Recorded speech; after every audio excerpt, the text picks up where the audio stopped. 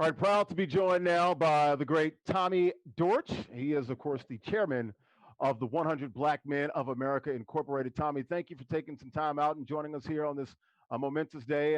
John Lewis, Good Trouble movie. How you doing, buddy?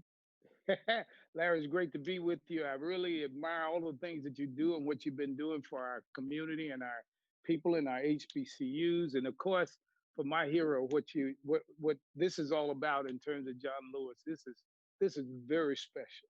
You just mentioned the great John Lewis. Of course, the movie just came out recently. John Lewis, Good Trouble. This is the HBCU takeover. And Tommy, since you are the chairman of 100 Black Men, a very influential organization, tell us about the origins of this group that started some 40, 50, 60 years ago, back in the Right. 60s. Well, the 100 Black Men was founded by one of the greatest athletes of all time. And he wasn't just great because of what he did on the dime, it's about what he did as a person, what he endured. And that's the late Jackie Robinson, who actually is from Georgia.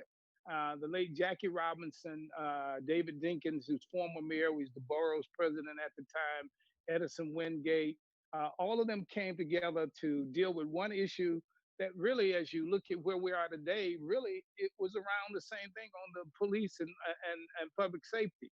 In 1963 in New York, African American police could not arrest white citizens, even if they were on the scene of the crime, without having a white police officer accompany them. And so Jackie Robinson and all, because we know him as a great athlete, but he was one of the great civil rights leaders that we had that most people don't recognize. But they came together, Bruce Llewellyn, all of them, and said to the police department in that city, this has to end.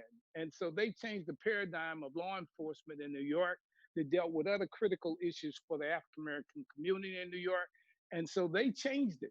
But the power of 100 Black men. So after the end of the year, after they had made all those accomplishments, the question was, first, are we going to stay together? And they said, certainly.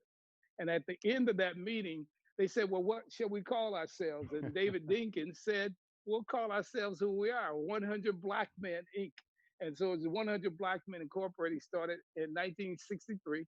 65, we had a chapter in Newark, New Jersey, 67 in LA. And in 1986, we formed a national organization with a total of 9 chapters. And we've grown from those 9 chapters to the day there are 103 chapters. In 1997, I took us international to Africa, England, the Caribbean islands in Jamaica and Nassau, Bahamas, and we continue to grow and to move. We have over 125,000 young people in our mentoring program, and we have what is called Four for the Future. You can imagine, Larry, when they talked about 100 Black men, the women and everybody wanted to just meet us, and everybody wanted the organization to do so many things. So I decided we had to have a foundation. So Four for the Future: education, mentoring, health and wellness, and economic empowerment. Everything we do has a fit in that area. But today we have programs, we have financial education programs, health and wellness programs. But the good thing, we've grown from 100 to almost 10,000 members. And the key thing for us with our theme, what they see is what they'll be. We're involved in the lives of these young people because we know we got to where we are because we had positive adults in our lives. Yeah, good stuff. We're talking here to Tommy Dortch, chairman of 100 Black Men of America Incorporated. Larry Ridley here from SNY TV, NBC Sports, Madden NFL on this HBCU takeover, the John Lewis Good Trouble movie, the HBCU takeover. And Tommy, we'll pick back up the 100 Black Men. You talk about the work that you're doing with young men, very important work. But what about the ladies? You know, we're going to have some ladies out there saying, okay, it's about this man. Is this just an inclusive or just an exclusive group of people? I know better. You do a lot with women, probably half of the people that the students and young people that you mentor, correct? Right. Larry, you can imagine the women and everybody says, okay, well, you're doing this for young men, and why aren't women a part of the organization, all that? We said, wait, let me make it clear. Almost 50% of all of our mentees in our program, 125,000 plus, and that doesn't account for programs where it may be a 1 day or weekend program. Almost 50% are women, are young ladies. And when you see what, from our thing, what they see is what they'll be. And then the other one is real men given real time. Young ladies need positive male role models in their lives. They need to understand that they are men that they can look up to and that they are great men because we do have some knuckleheads who don't respect women. That's what we teach our young people. You can love your mother, but if you love your mother, why don't you love and respect women? So we teach them respect. Even in our program, Young Men Behaving Responsible, it's a program we developed to help reduce teen pregnancy because many people talk to the young ladies, but you got to talk to the young men. But what we've done through this program, we have partnerships with like the Coalition of 100 Black Women.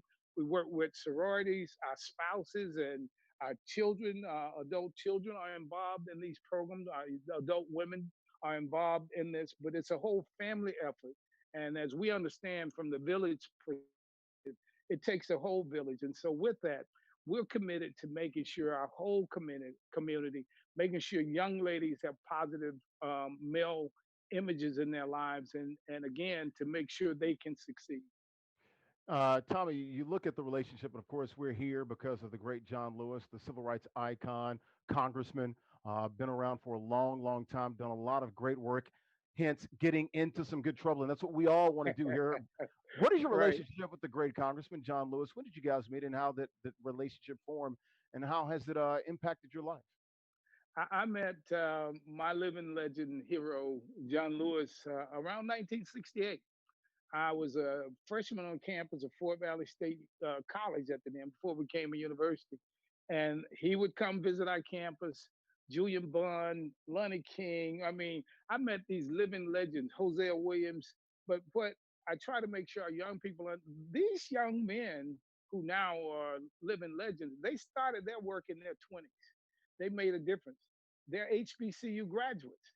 I mean, and so they were so involved. So seeing them on the screens on television, seeing the hoses and all, because we didn't have social media back then. But Mhm. when that took the screen, and people saw the injustice that was going on, but got a chance to meet him, meet the congressman, got a chance to again follow in his footsteps. He was the president of the voter education project. And I think the thing that inspired me and so many of us was that his signs that he put out that really stuck in our minds, like hands that once picked cotton can now pick presidents and senators and governors. And so that resonated with us. And then the other one is if you don't vote, you don't count. So we were involved all during my college years. And when I became a senior, I got elected SGA president the end of my junior year.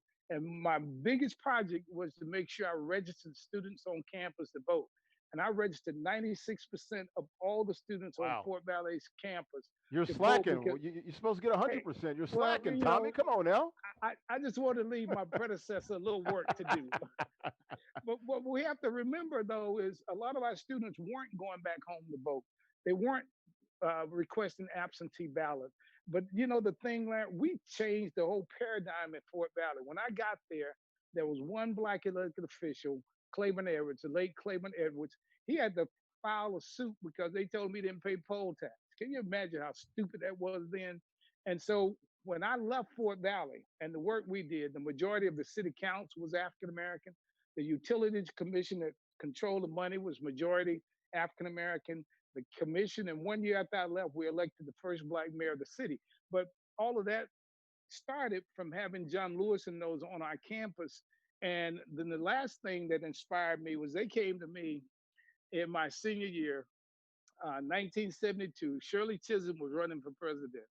And they came to me and said, "We want you to run for a delegate seat for the Democratic National Convention." Now, here I am, a 20-year-old young man on campus, SGA president. But if my mentors and these great leaders said, "We want you to run," who am I to say no? And we got together. And now Zell Miller, who became later the governor and U.S. senator, Hmm. Zell was executive director. He moved the election, which was 30 miles from Fort Valley. That's where they had caucuses. From 30 miles from where we were to Americus, Georgia, 15 miles from Jimmy Carter. Because after I filled out the form, Julian and John and those didn't tell me who I would be running against. And on the front page of the Atlanta Constitution and Journal the very next day, it says student leader at Fort Valley State College runs against Governor Jimmy Carter. And my folks, my team, they were all said, "Man, what are we going to do?" I just said, they said we're going to run, we're going to do it. But the long and short of it, we got together. Hmm. Greyhound and Trailway all of a sudden had no buses to charter. So we chartered church buses and all, went to Americus, Georgia. And when we got there, Zell didn't tell us, not me, that I have a chance to speak. So when I got there, they said, no, we've closed it out. My student leaders spread it out. But the thing that happened, and I'm happy it happened the way it did, Jimmy Carter beat me by 15 votes. The Wow. sitting governor of Georgia Mm. beat me, a student leader, inspired by my leaders. And so I'm happy it didn't happen because Jimmy went on to become, Governor Carter went on to become the chair of the Democratic Senate Reelection Committee and later candidate. And I think he's one of the greatest presidents we've had, or the greatest now, but anyway, past presidents. But from there, I had a Ford Fellowship to go either to Ohio State or come to Atlanta, Georgia State. You know, I'm coming to Atlanta because Hmm. that's Where where the the action's at. power is. That's where it's at. Came to Atlanta, got tied in with Julian and John and all of them. Became the youth director for the NAACP while in graduate school. But I got to work with Congressman Lewis, got to work with all of those leaders. They inspired me. Then I worked with him at the Voter Education Project, supported him when he became city council member, worked with him when he became congressman. Um, and so they've been inspirational leaders. And so I actually ended up, when I got married, I ended up living 4 blocks from where the congressman lives here in Nice. Atlanta before. He built another home and I built another home. But he's been a great friend. He's a member of the 100 Black Men of America. But for me, the untold story, and that's why our young people have to know the greatness of these individuals. John took beatings and all, but he didn't take the beatings for John Lewis. He took those beatings and beat downs for us so that today Sure. we can do what we can do. Him, Reverend James Orange. And the other thing that's important, our young people need to know that these are royalty family members. Hmm. Dr. C.T. Vivian is 95. Zanona Clayton is 88, 89. Ambassador Young, we lost Reverend Joseph Lowry. We lost Reverend James Orange. So for me, I am so proud that this movie, this documentary is coming out Hmm. about our great leaders.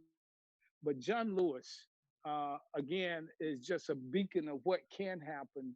And I am really, really proud to have met him, to call him a friend, and to still spend time in supporting Well, Tommy, you almost changed the course of history, my friend. him. I don't know if it's a good thing or a bad thing that you lost, but coming up by just 15 votes short, that shows the promise that you had. Before we let you get out here, of course, we're talking to Tommy Dortch. He is the chairman of 100 Black Men of America Incorporated. How important is it to vote? We want to make sure we get these young people out here, all the HBCU Right. students and grads and everyone else, to exercise their franchise. And this is the beginning of change. And in order to change something, Tommy, Right.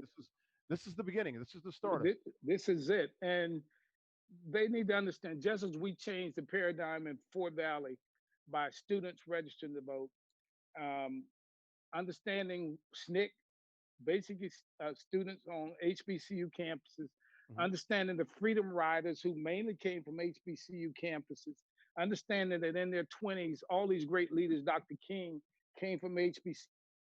We want to inspire young people, no matter what campus they're on, to understand they have the power, that the vote does count. And it's so ironic. When I first ran, I ran for president of 100 Black Men of Atlanta. I'm a founder of the Atlanta chapter. I lost by 1 vote. Mm. And the amazing thing, the late Maynard Jackson and Bill Campbell, who later became mayor, all of them said, we didn't come and vote because we knew you had won it. I lost by 1 vote.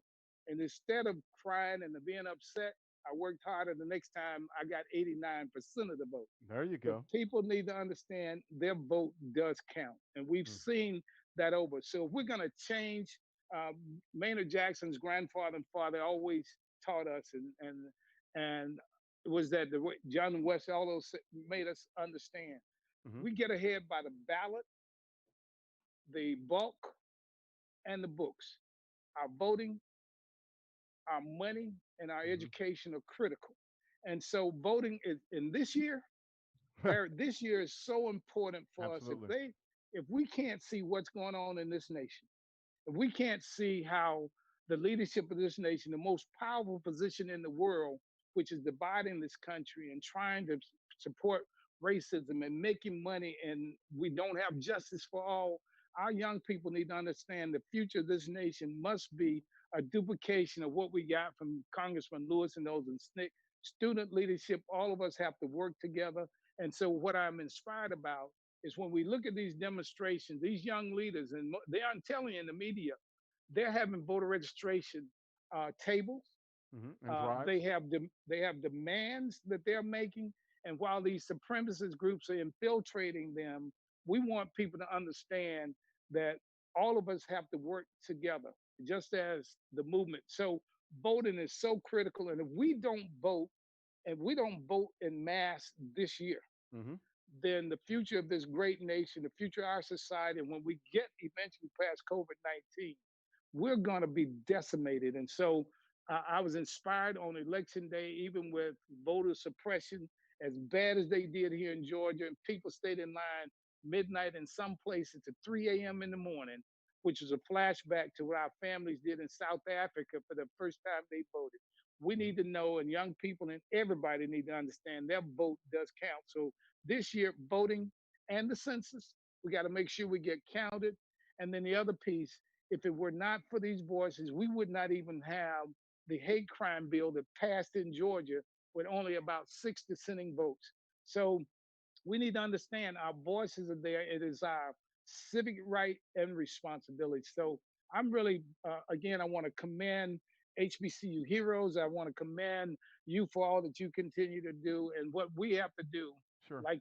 Like again, as we look at where we are, we have to use of our resources, all Mm-hmm. of our influences to make a difference. The late Dr. Miles Monroe said the most valuable real estate in the world are the graveyards. But Mm-hmm. people went there to their graves with talent and resources, and he says we should die empty. So I encourage our folks. I get up every day and empty my life because if it weren't for others, I wouldn't be where I am today.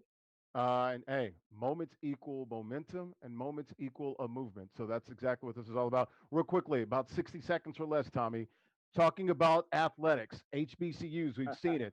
The cancellation of the first college football game was the Southern Heritage Classic Right, between Jackson State and Tennessee State. I'm from Nashville, Tennessee, know that area very well. We've seen some other things with Morehouse, cancellation of their football season for right. 2020 during this pandemic. How can we turn this around? And how important is esports in this equation to keep up with the PWIs? I'm a sportscaster, traditional guy, but also see the power of Right. esports, tech, and STEM as well, John. Tommy. Esport is so critical for us to keep folks engaged. Our young people need to understand canceling the seasons is not the end of life. I mean, while I love homecoming, I like going to football games and other sports. Have the longest running HBCU golf tournament, 34 years, Hmm. Division 1, Division 2 for the Black College Golf Tournament. But what's important is that we've got to be safe. We got to make sure that we are not putting our lives in jeopardy. North Carolina A&T canceled their season, and all of us are having to look now is what do we do to keep our students, faculty, and family and alumni safe? And so, to all of our students and all, be patient, Hmm. understand like I'm a trusted FAMU and CAU. We're going to make the best decision based on the future, not the short term, because COVID-19 is serious. But folks, all of our great athletes, all of the great programs that we have, and this is a part of life, be patient because we're not going to make decisions just at the cuff. We're going to make sure everybody's safe. So with that, esports and all, keep us entertained, keep us Yep. moving, and Yes, this sir. too shall pass. All right, good stuff. Hey, Tommy, really appreciate your time, kind sir. You be safe down there in the ATL, man. It's good talking to you, and I'll see you soon. I'll actually be in Atlanta next month. Hopefully, we can get together and Definitely. meet formally, man. And we appreciate your time and thank you, and be safe down there in Atlanta. Okay, Thank you, Larry. Keep on doing the great things you're doing. Okay. Thomas Dortch, 100 Black Men, the chairman, of 100 Black Men of America. Thanks, Tom. Thank you.